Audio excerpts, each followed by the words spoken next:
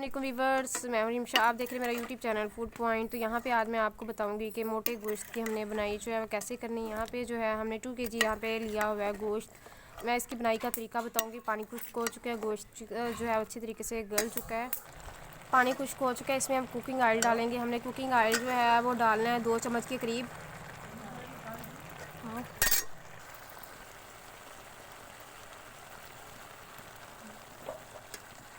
Cooking oil हमने डाल दी है। अब हमने जो है इसकी बनाई करनी है चूल्हे की आग में। बताऊंगी कैसे हमने जो है बिल्कुल ज़बरदस्त सा सालन तैयार करना है। इसका बहुत अच्छा टेस्ट आता है।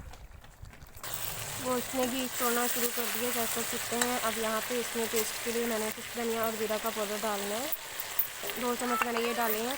साथ ही हमने इसमें कौरमा मसाला डाल के अच्छी तरीके से बनाई कर लेनी है। बहुत ही ज़बरदस्त तरीके से गोश्त की बनाई हो रही है, चेक कर सकते हैं आप लोग।